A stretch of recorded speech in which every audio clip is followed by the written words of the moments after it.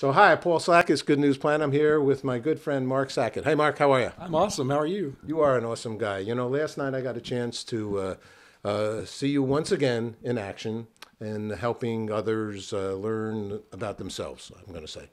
And you like to do that by giving them a chance to share what's important to them, in essence, in a group setting, which I think is very good because you're speaking it out loud, you're taking a moment to think about it. The only thing is you only give them a moment to think about it. So you either do this, I hear, in 30 seconds or 45 seconds. Right. I could actually talk about you for a long time, but I'm going to stop now. So Mark, hi, how are you? I'm awesome. Thank you. It's called The Art of Active Networking, and I started it 9 years ago because I can't stand networking events. I seriously hate them, and I think that the reason that I dislike them so much is because when you think about all the network, you do a lot of them. And people, oh, what do you do for a living? And then people immediately start sorting you into well, I don't need that. And as soon as they don't need that, they walk away immediately from all of the possibilities that are you, all the people that you know, all of what you're potentially willing to do for them, all of your experience, and then everything. All because they're using a paradigm of what do you do, and if that's not something they need or feel like they can sell to, then the conversation's over. So let me ask a couple quick questions, Sure, just yeah. because I think it's might be helpful. So name tags, make sense, not make sense? Well, I don't believe so, because then that's another excuse to not talk to somebody. Okay, how about just a name? A name's okay. Why? You're going to say your name. Have a conversation. Look somebody in the eye. Talk to them. It's not that hard. We used to do it all the time. I'm trying to recollect. And Exactly. So that's a good thing. And so then when you start a conversation, but you're in a sort of a little bit of a stage setting. I mean, you're sort of going to an event. Well, to you're meet going to a people. networking event. But Right. and so I wanted to flip that on its ear, because I believe that's why I call it the art of active networking, because I believe there's an art to building relationships, and I believe that networking is a known paradigm. But I believe that you have to be active in how you build your relationships and how you have conversations in order to get what you want. And even if what you want is to sell and push and do all that nonsense, build your business and all those kinds of things, you can do it at my events. But I'm just suggesting that nobody here in New York, nobody in those events likes to be sold to. I asked the question last night, does anybody like to be sold to? And everybody had their hands folded neatly in their laps. Nobody likes that. You don't like it. We hang up on people when they call us trying to sell stuff. So it's okay to sell. It's okay to promote your business. It's okay to promote what you do. But what if you just started your conversation in a different way? What if it was like, hey, I know everybody struggles. Everybody listening here struggles with something. All of us do. It's a universal truth. It's part of being human. So if we recognize that we all struggle with something, including everybody here and everybody at the event last night and everybody that I meet, what if we start off with, how are you and how can I help you do better right now? And it's a bit disarming for people. I get that. But what about a genuine conversation and what unfolds immediately after? When my grandson says to me, how's your day? I swear to God, I feel like opening up my whole life and sharing it with him. I guess it also is almost like a lot of people say when you're married, a good way to say, how was your day, dear? That's sort of like an easy way and a good way to share what's going on. What do you think? Well, it's also an out for people. Okay, I ask everybody, I said last night, you remember, I started off, I'm like, how are you all doing? And most people, they're fine. But I know they're not fine. Okay. And we learned later in the event that they weren't fine. Everybody's got these struggles. So it's like it's a way we're just trained. We're in these habits, and it's like, how are you? I'm fine. Are you really fine? It's just then I don't have to talk to you. It's an easy way to just not talk to you. I'm fine. Have a good day. Okay. So this is in essence a little bit more involved. I guess. Mm-hmm. I mean, it's just more genuine. Mm-hmm. If I ask you how you're doing and you tell me you're fine, I'll probably push back. I'll be like, are you? What's going on in your life? How are you? Anything you're struggling with, or anything I can do to help you? Right. I mean, wouldn't you rather hear that than, okay, well, have a good day? Well, you're definitely, you in your personality, you're open to be helpful to others in a very direct manner. I don't think everyone is as bold, maybe I'll even say, to be able to do that. Yeah. But what I wonder about, and what I see as also being a salesperson, and even though what I do in the end isn't sales, it's really doing the work of what we sold for. If I, who meet somebody, if I don't get right to, what do you do, how do you do, and start making all those judgments, I have a great conversation. If I start to talk about baseball or I start to talk to about music, and if I don't even get to what they do, you can always go back to them. I think what happens sometimes is that you feel you're never going to get back to that person because we meet lots of people. So you get right to what you think is important to you, and it might put people off. What do you think? Well, yeah, that's exactly the point, is what's important to you.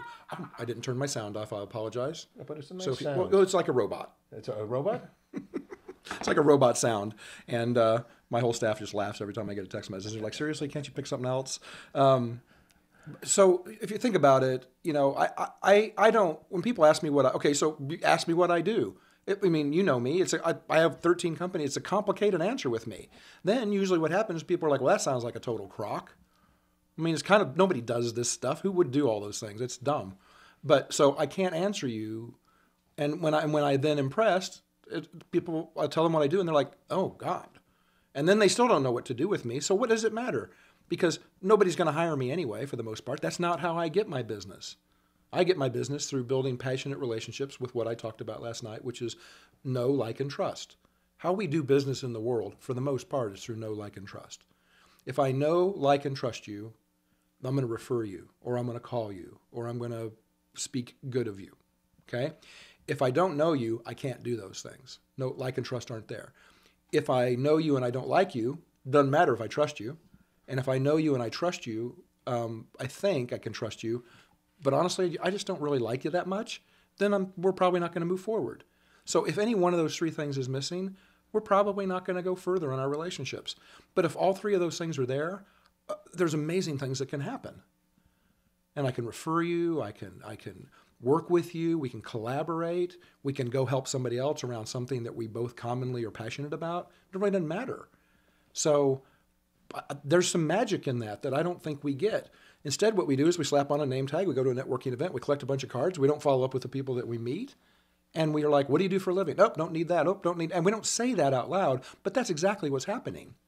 We neatly sort people. I spoke at TEDx here, TEDx Fulton Street a couple of years ago, and this is part of what I talked about in my TED Talk. I call it rubber band syndrome. We put a rubber band around cards and we toss them in our purse or in our bag or wherever, and then we don't follow up with the people, and then 6 weeks later we pull it out and we're like, what was that? Where did I meet those people? Why do I have a rubber band around them? I don't even know who they are. And we never bothered to follow up. And I think I made a reference last night to this networking event that I've attended in the past in New York many times. And I would go. I went pretty religiously for a while because I wanted to try to meet people that might want to come to my event and learn a new way to build relationships. And I probably met 400 or 500 people at those events. And I followed up with every single one of them. And about 10 of them followed up with me. Like even replied back to my email. And usually we're trying to sell me something. Oh, we do custom fitted suits. Oh, we do this. And oh, hey, if you're looking for any real estate in Manhattan, well, I own plenty of real estate. I don't need more. So it's like, what if you stop selling? Because, and here's the biggest point, and this is going to sound arrogant. I don't mean it to sound arrogant. Put anybody in my chair. I know 250,000 people in my network. Okay? If you need something, and you have the attitude that I have of I'd like to help you do better, wouldn't you want to know me? No, me might not even like me, but So I invited you here. Wouldn't you want to? I don't actually like you, but Exactly. I know you have 250,000. But friends the point is, following you all day not long. just me, but I know a lot of people. I care about people. I I know. genuinely want to help people. And wouldn't you want to have somebody like me? Don't forget that it's me. Somebody like me in your network. Of course. Because I've got the right attitude, and so this thing I talk about, my Give For, I say spend 4 hours a week giving to and helping other people. Give of your ideas and your talent, give of your time, give of your money, and give of your network referrals. And if you do this, it will come back to you. What do you think about, since you talked about your little robot in your phone, what do you think about social networking? In fact, I think that's what they call it. Do you see us all actually making most of our relationships built on the LinkedIns, the Facebooks, the Instagrams, and so on and so forth? I'll delineate the difference. I think that you find that most people are making their connections on social media. That's not where they're building their relationships necessarily. So they might be building their connections there. it's still their responsibility to take that into relationship. Okay, I'm on 120 social media sites and have 120 some social media pages. I have 19 Facebook pages and groups, and I use it every single day. I'm one of the 100 most connected people in the world on LinkedIn. So much so that I have 8,000 people that they won't let me add because I reached 30,000 2 years ago, which is absurd to me. I mean, it's a site for connecting, and they limit you. Facebook limits you to 5,000. It's absurd. Facebook says they have an algorithm that says it's impossible to know more than 5,000 people. I'm here to tell you that's not true. And they say you can't maintain 5,000 relationships. If you're in a position like me, you're a public speaker, you meet I meet 300 people a week. Am I going to build deep, passionate relationships with each of those people? No. But do I recognize that each of those people struggle and that I might be able to offer all of my walls and my groups for free for somebody to post up on, for somebody who's struggling, for somebody who's raising money for a cause? And can I call that person, recognizing that know, like, and trust is there? They've come to my events, they trust me, they know me, they like me. Do we have to hang out and have coffee and have dinner? Not necessarily. If I have the opportunity to, I'm thrilled to. We did that last night. But we have to take it somewhere further, and social media is a perfectly acceptable and good way to do it. Tell me about little Mark. When little Mark was a little guy, and he had some, hopefully, parents somewhere, and he grew up, and it still does, which is beautiful. And he was kind of thinking, where is he going to go as he got a little bigger? So how did you come around to be doing what you're doing today? Oh, God. And I know give me 20 hours on it, but I grew up I was born in Kansas City. Okay. Grew up in Kansas City, was there till I was 30, and then moved to California. And I was, and I know I've done a lot of work on myself to figure out why I'm wired the way I am. And I was afraid. I somehow early recognized that money bought me freedoms of some kind. So like when I was 7, I had a Kool-Aid stand, and my mom made my Kool-Aid for me and helped me I made peanut butter and jelly sandwiches, and and cut them into triangles. And then my dad, when I went up to the Kmart, and as we were coming out, I asked him if I could have 25 cents or 10 cents or whatever it was for one of those big gumballs.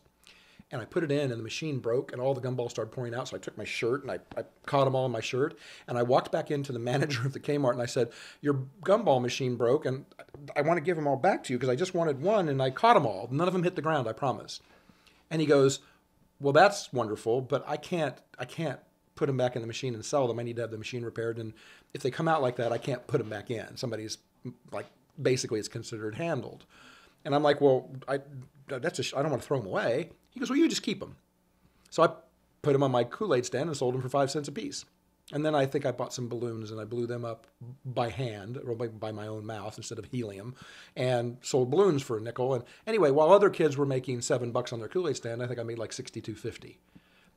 And so and then I started cutting grass, and so every time I had money in my hand, I was like, I like that. That gives. I felt like there was some security or cushion or something in that, and it wasn't about being wealthy, and who knew? Nobody used the word entrepreneur until 10 years ago or 8 years ago. So it was something that, I remember my parents got me this credit union account, and it looked like a passport. It was blue like a passport, and it had a little girl with an umbrella and a silver stamp on the front of it, and it was raining on the umbrella. And the umbrella said, "Teach your dollars to have more sense." CENTS. Wow. And it was kind of like the miracle of compound interest. And I think when I was 12, I had $2,600 in it from cutting grass and shoveling snow during the winter. And I was always doing something to make money. And I don't know. And that's I never thought I'd be an entrepreneur or have my own business, but that's what I guess I started doing. Well, and you're so good at it. There's no doubt about it, Mark. And you are that kind guy, and you are that open man to help many. I mean, I know this because I know you a bunch of years now, and every time you're in town, I love to get a moment with you. I've always appreciated that you. I mean, I think you've come with your camera and your microphone to 3 or 4 of my events and been set up. You've asked me what the good news is, and I appreciate what you do and what you're doing, and I wish everybody knew about it. I wish your show was on a major network nightly. I wish it was the Good News Nightly News, and and there wasn't, if it leads, it bleeds, or bleeds, it leads, or whatever they say in news. And I think that we need to have more good stories.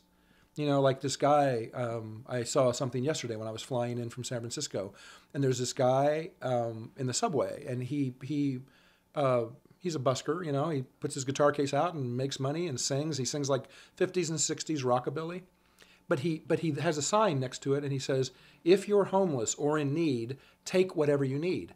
So he makes $200 to $400 cash a day, and then homeless people come up and he goes, "Just take what you need," and he convinces them, and he gives all the money away. Now, how cool is that?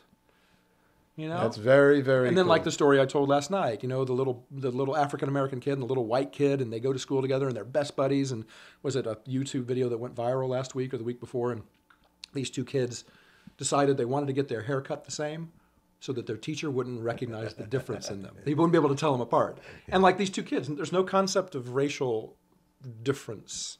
They don't see color. They just thought they would try to trick their teacher. Which I love that, because that's just like little boys. That's what they do, And they're like 4 or 5 years old or whatever they are. And I just thought that was awesome. Really cool.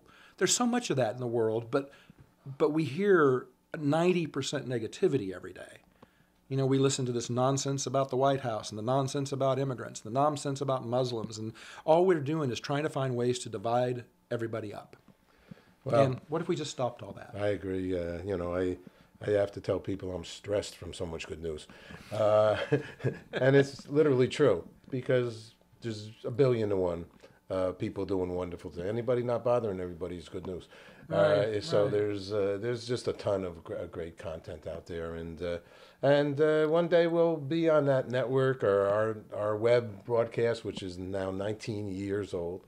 We'll have finally found our investors and have enough money to run it like my CBS and PBS days. Sure. And I've always had that belief that it's just a matter of time.